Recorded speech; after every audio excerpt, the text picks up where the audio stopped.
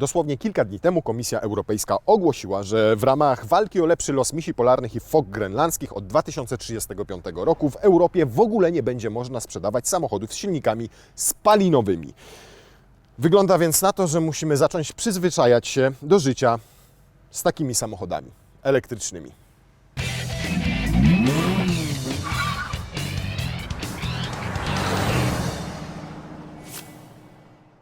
To Audi Q4 e-tron, czyli trzeci albo czwarty, zależy jak liczyć, elektryk typowy, prawdziwy elektryk od Audi. I nie bez powodu ma w nazwie Q4, ponieważ pod względem wymiarów plasuje się dokładnie między Q3 a Q5. Mamy tutaj 460 cm samochodu i rozstaw osi wynoszący 276 cm.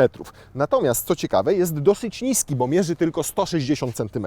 Audi tłumaczy, że dlatego go obniżono, żeby stawiał jak najmniejsze opory powietrza i współczynnik tych oporów w tym wypadku to 0,28, co naprawdę w świecie SUV-ów jest całkiem dobrym wynikiem. A osiągnięto to dzięki zastosowaniu naprawdę kilku całkiem sprawnych rozwiązań. Zobaczcie, tu jest taka plastikowa płyteczka, jak zwał, tak zwał, oni fachowo nazywają to deflektorem, ponieważ kiedy badano samochód w tunelu aerodynamicznym, zauważono, że kiedy tutaj wpada powietrze, odbija się od tego rantu i powstają tutaj turbulencje.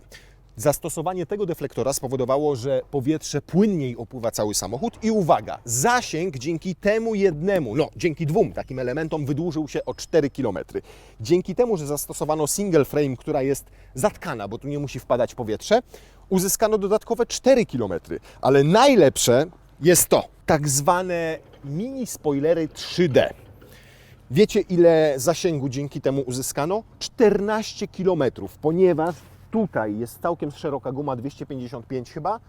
Dobrze mówię? Tak, 255, z tyłu 275, więc żeby zminimalizować opory powietrza na kołach, to właśnie to inaczej opływa powietrze i mamy 14 km dodatkowego zasięgu. Lusterka.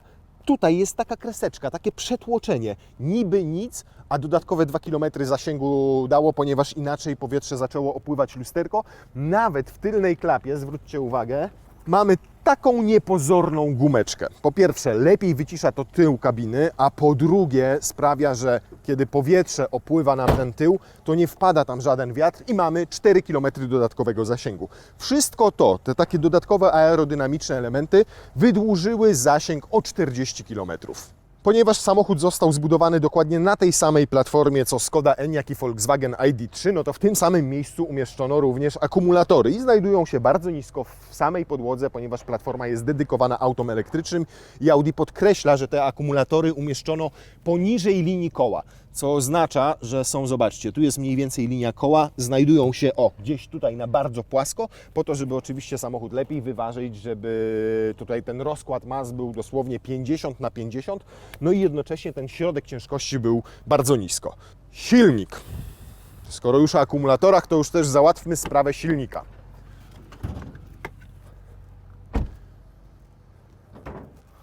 Oho, i tu nie ma schodów. Proszę bardzo. Tu silnika nie ma, przynajmniej w tej wersji, ponieważ w podstawie to auto silnik ma z tyłu, między tylnymi kołami i w podstawie ma 170 koni mechanicznych. Możecie też mieć wersję mocniejszą, ma 204 konie mechaniczne i nadal jest samochodem z napędem na tył. Dopiero trzecia wersja o znaczeniu 50 ma dwa silniki. Jeden z tyłu o mocy chyba 190 koni mechanicznych i drugi z przodu, wtedy on się znajduje tutaj między kołami, o mocy 109 koni mechanicznych. Razem nie sumuje się to tam do 320 koni, tylko daje nam to 299 koni mechanicznych. A, jednej rzeczy Wam pod maską nie pokazałem, bo to też całkiem sprytne rozwiązanie. Tutaj, zobaczcie, jest taka roletka. Dosłownie to wygląda tak jak taka roleta w domu, jak macie na oknach. I ta roletka w momencie, kiedy nie potrzebuje bateria ani te silniki dodatkowego chłodzenia, pozostaje zamknięta, zasłonięta. Dzięki temu zużycie energii jest mniejsze, no bo tam nie wpada chłodne powietrze na przykład i nie oziębia dodatkowo. Nie wiem, podobno to działa. Tylko mówię.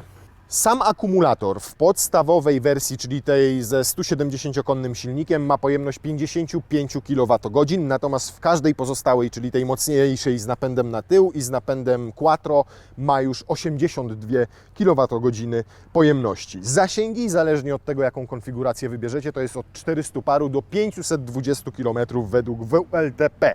Przynajmniej tak podaje Audi. Natomiast ten całkiem spory rozstaw osi, fakt, że samochód zaprojektowano od podstaw jako elektryka, poskutkował tym, że w środku, zobaczcie, tam już siedziałem dzisiaj i sobie ustawiłem fotel, tak żeby mi było wygodnie, i w aucie kompaktowym, bo definitywnie Audi mówi, że to jest crossover SUV kompaktowy, mam tyle miejsca na nogi. Płaską podłogę, w związku z czym trzecia osoba tutaj spokojnie też może usiąść. Na tym fotelu, który jest troszkę odsunięty bardziej w tamtą stronę, zobaczcie, ile mam miejsca. Jeszcze mogę nawet trochę włożyć stopy pod fotel pasażera.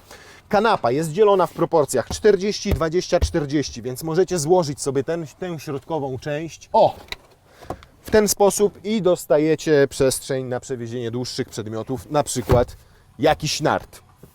No i tyle. A, ciekawostka. Wyobraźcie sobie, że od tego punktu tutaj, czyli od zgięcia pomiędzy oparciem a siedziskiem do pedału hamulca, są tutaj dokładnie 183 cm. To dokładnie tyle, co do centymetra, co w Audi Q7, które ma o 26 cm większy rozstaw osi. A, no i zobaczcie. To, co podkreśla też Audi, to to, że macie tutaj naprawdę dużo różnych schowków. Tu jeden, ale na przykład tu jest oprócz tego jeszcze na butelkę. Tutaj oczywiście macie dwa uchwyty na kubek. Nie cup holdery, uchwyty na kubek. Ochrona o języku polskim. Natomiast to, że to jest to Audi z troszkę niższego segmentu, to świadczy o tym oto na przykład. Tutaj nawet na podszybiu nie znajdziecie miękkiego, przyjemnego materiału, żadnej skórki, tylko o, tak. Miękkie jest tu i miękkie jest tu, żebyście mogli wygodnie oprzeć łokieć, natomiast tu jest po prostu takie Audi A3. Bagażnik 520 litrów pojemności, przy czym te 520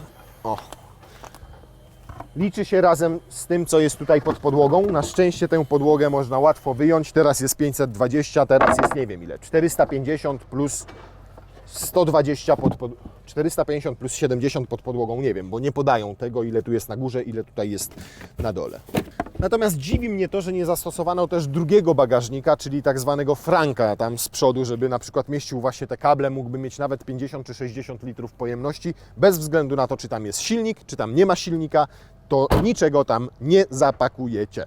O fakcie, że Audi naprawdę duże oczekiwania pokłada w Q4 e-tron, świadczy, że zastosowano tutaj rozwiązania, których nigdzie wcześniej w żadnym Audi nie zastosowano. Debiutują tutaj nie w żadnej A8, nie w Q7, nie w tych droższych modelach, tylko właśnie tutaj. Pierwszym z nich jest wyświetlacz head-up, który ma już rozszerzoną rzeczywistość, czyli macie część statyczną tego wyświetlacza, która pokazuje na przykład prędkość, wskazania tempomatu czy znaki drogowe, i część dynamiczną. Wygląda to w ten sposób, że jak w nawigacji ustalicie cel, to przed sobą macie tę część dynamiczną, tak jakby 10 metrów przed maską stał taki wielki 70-80 calowy ekran, i on Wam pokazuje dokładnie, w którą uliczkę wjechać, w który zjazd z ronda zjechać, gdzie jest miejsce dokładnie parkowania, które sobie wyznaczyliście, i wiele innych informacji. Nawet w taki dynamiczny sposób pokazuje linię na drodze, którą na przykład przekraczacie. I razem z tym asystentem pasa ruchu po prostu współpracuje. Jakoś tak. Drugą taką rzeczą jest spłaszczona kierownica. Nie tylko u dołu, ale też u góry. I to pierwszy raz zastosowano teraz w tej Q4. A po co ją spłaszczono u góry? Po to, żebyście lepiej widzieli właśnie ten head-up. Trzecia rzecz to są światła LED do jazdy dziennej, które możecie sobie konfigurować, czyli zapalać je według różnych wzorów. To jest tutaj gdzieś pojazd i potem światła i widoczność, oświetlenie zewnętrzne, automatyczne, cyfrowe sygnatury świetlne, tak to się nazywa. I macie 4 różne wzory. Light Design 2, takie, takie i takie. I to jest trzecia rzecz. I jest jeszcze czwarta rzecz, taka, która debiutuje w Q4. Już wiem, bo jej tutaj akurat nie ma, bo ekran jest tylko 10-calowy, natomiast w ciągu najbliższych kilku tygodni czy tam miesięcy będzie ten ekran tutaj dostępny, bardzo duży, prawie 12-calowy. I jeszcze jest system Audio Sonos. Po raz pierwszy w Audi też zrezygnowano z banku Olufsena, tylko firma, która specjalizowała się do tej pory tylko i wyłącznie w produkcji sprzętu audio takiego domowego, na potrzeby Audi specjalnie wykonała teraz system audio do samochodu. Cięcie? To, co mi się podoba, to to, że mamy tutaj, mimo na przykład tego 12-calowego ekranu, który niedługo będzie, nadal fizyczne przyciski do obsługi klimatyzacji. Więc jest to proste, intuicyjne i czytelne. Podobają mi się klawisze na kierownicy, taka sama kierownica też jest inna, taka nawiązuje trochę kształtem moim zdaniem do starych Audi, gdzie były czteroramienne, tutaj okrągłe i miały 4 ramiona, bo ona też ma takie 4 ramiona i troszkę inaczej wygląda, ale przyciski na niej są bardzo fajne, bo są z jednej strony haptyczne, czyli jak zwiększacie głośność radia, to wystarczy, że przesuwacie sobie paluchem w górę albo w dół, ale jednocześnie też są klikalne, czyli czujecie po prostu opór pod tym paluchem i fajnie są podświetlone, ładnie to wygląda. Bardzo dużo schowków. Podobno wszystkie schowki, które tutaj są, mają pojemność jakichś 25 litrów. Tutaj głęboki 4,4 litra. Bardzo duży tutaj schowek przed pasażerem. Szkoda tylko, że wyłożony nie wykładziną, a zwykłym plastikiem. I tego plastiku tutaj jest naprawdę całkiem sporo. Cały ten środkowy tutaj tunel jest plastikowy.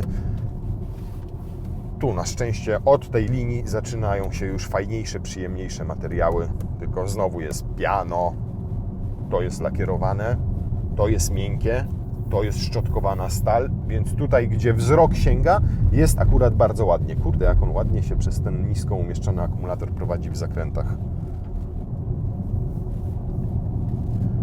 Się składa, czuć, że ten środek ciężkości tutaj jest po prostu niziutki.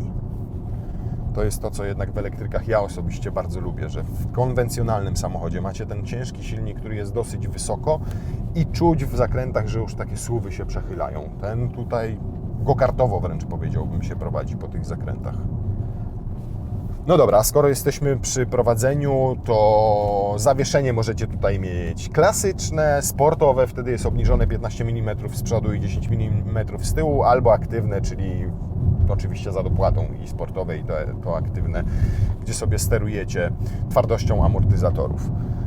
Układ też kierowniczy może być o zmiennym przełożeniu, też oczywiście za dopłatą.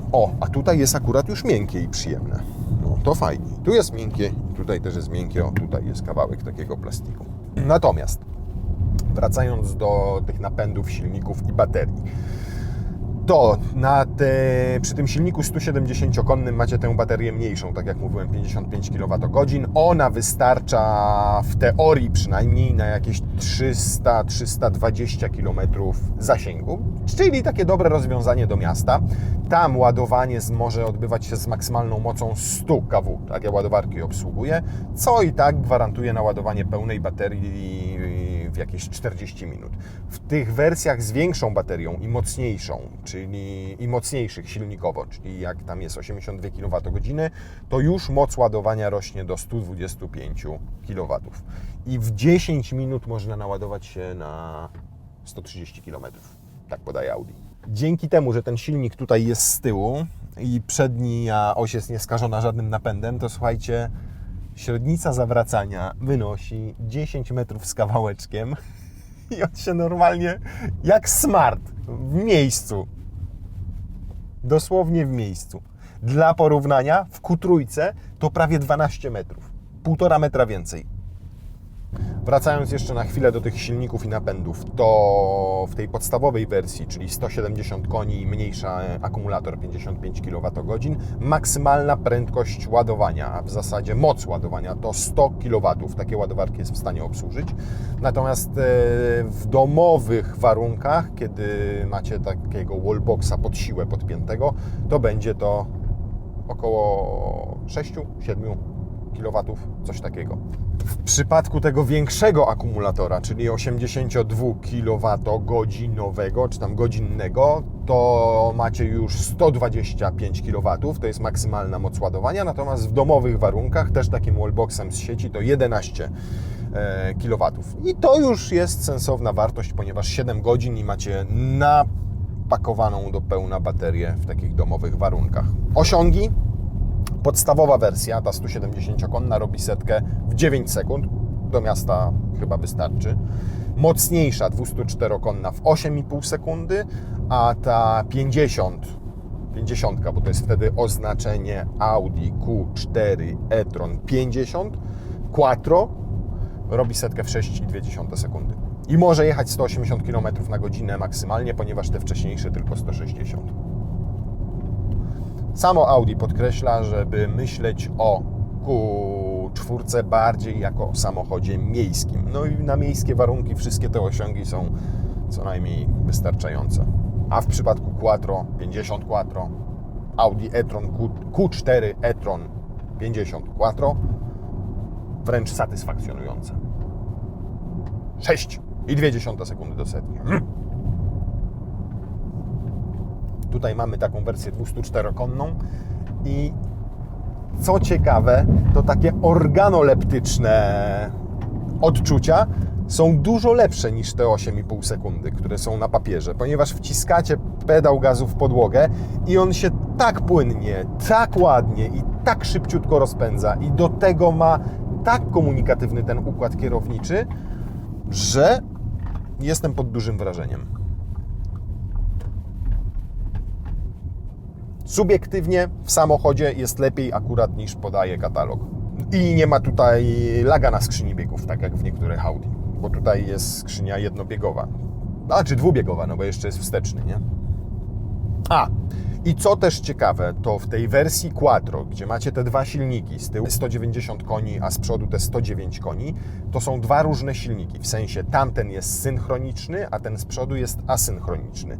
I działa to wtedy w ten sposób, że dopiero kiedy wciśniecie pedał gazu w podłogę, i działa w tym Quattro wtedy to w taki sposób, że w trybie efficiency załącza się przedni silnik tylko i wyłącznie wtedy, kiedy zrobicie kickdown, czyli dacie buta w podłogę, bo tutaj też czuję, że jest kickdown. Natomiast w każdym innym trybie domyślnie już czuwa ten silnik z przodu na wypadek, gdybyście poczuli, gdyby koła, nie wiem, poczuły uślizg, gdyby straciły przyczepność i wtedy podobno mija 30 milisekund od momentu uślizgu do momentu załączenia się tego silnika.